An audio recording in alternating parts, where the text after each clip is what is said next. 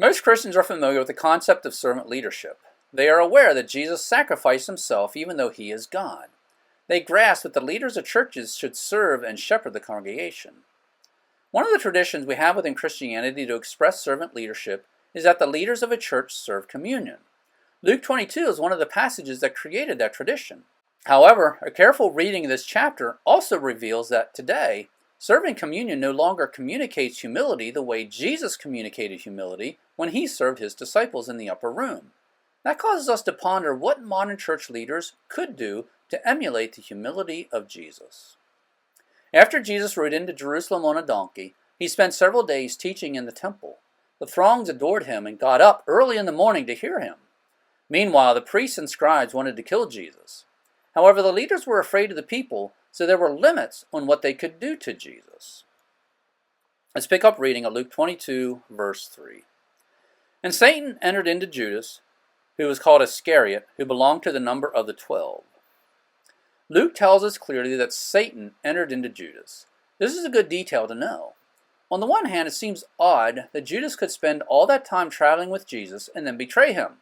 However, knowing that Satan entered Judas makes it more understandable how Judas could become a traitor. Verse 4. And he went away and discussed with the chief priests and officers how he might betray Jesus to them. And they were glad and agreed to give him money. So he consented and began seeking a good opportunity to betray him to them apart from the crowd. Notice the last phrase, apart from the crowd. The crowds adored Jesus. Thus, the leaders could not simply go out and arrest Jesus while he was teaching. They were afraid the crowd would rebel and start a riot. Judas knew Jesus' daily routine, so Judas was able to lead the authorities to Jesus at a time and place apart from the crowds. Verse 7. Then came the first day of unleavened bread, on which the Passover lamb had to be sacrificed. And Jesus sent Peter and John, saying, Go and prepare the Passover for us, so that we may eat it. And they said to him, Where do you want us to prepare it?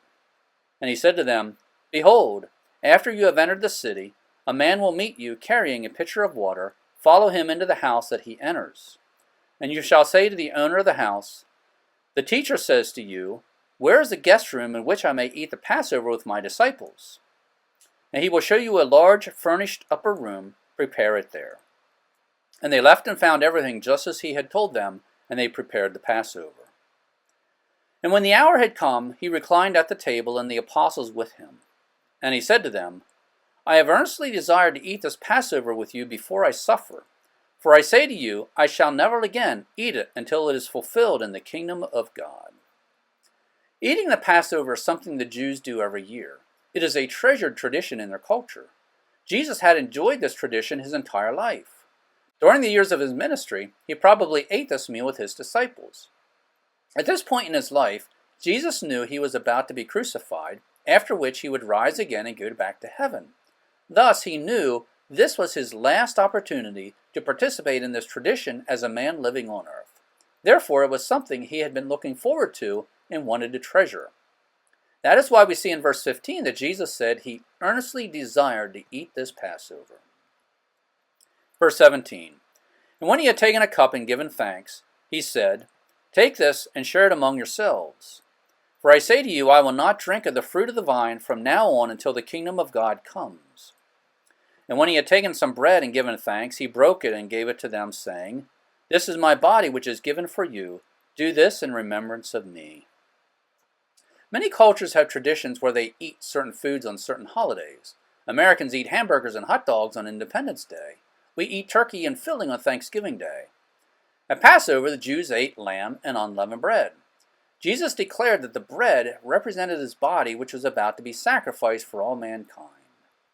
Verse 20. And in the same way he took the cup after they had eaten, saying, This cup, which is poured out for you, is the new covenant in my blood. The Jews also drank wine at Passover. Jesus declared the wine represented his blood that was shed for mankind. Verse 21. But behold, the hand of the one betraying me is with me on the table. This would have been a shocking statement. The 12 had spent several years together, traveling with Jesus. It would have been hard for them to believe that one of them would become a traitor. Verse 22. For indeed the Son of Man is going as it has been determined, But woe to that man by whom he is betrayed. And they began to argue among themselves which one of them it might be who was going to do this thing. Notice the word argue. Put yourself in their shoes. Jesus had just told them one of them would become a traitor.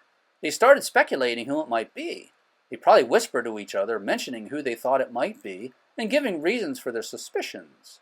The word argue means they could not agree among themselves who was the likely candidate. Verse 24.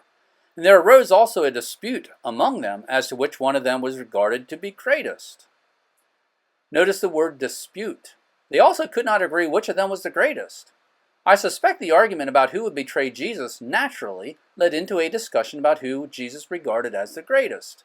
As they tried to figure out who was the traitor, they would have eliminated certain disciples if they believed Jesus considered that disciple to be the greatest or one of the greatest. Verse 25. And he said to them, the kings of the Gentiles lord it over them, and those who have authority over them are called benefactors. But not so with you. Rather, the one who is the greatest among you must become like the youngest, and the leader like the servant. For who is greater, the one who reclines at the table or the one who serves? Is it not the one who reclines? But I am among you as the one who serves. In their culture, the master would have reclined at the table while the servant walked around the table and served those reclining at the table. Apparently, in this case, Jesus was the one walking around the table serving the disciples who were reclining at the table. That was a clear demonstration of humility. In modern Christianity, it is the tradition that the leaders of the church serve communion. This is an outworking of the fact that Jesus set an example of being a servant and to serve his disciples. Unfortunately, in modern Christianity, I am not sure serving communion demonstrates humility and service the way Jesus demonstrated humility and service. In our culture, everyone knows the leaders serve communion, so being asked to serve communion is more of an honor than it is a demonstration of humility. I don't think there is an easy solution to this. Someone has to serve communion. I think the elders should be the ones to serve communion. We can't undo the perception that serving communion is somewhat of an honor. Probably the best answer is for church leaders to find other avenues to demonstrate humility and serve their congregation. It is good if the leaders are the last to go through the food line at church meals. Leaders can and should give up their seat in favor of others if there is a shortage of seats in the Sunday school room or in the sanctuary.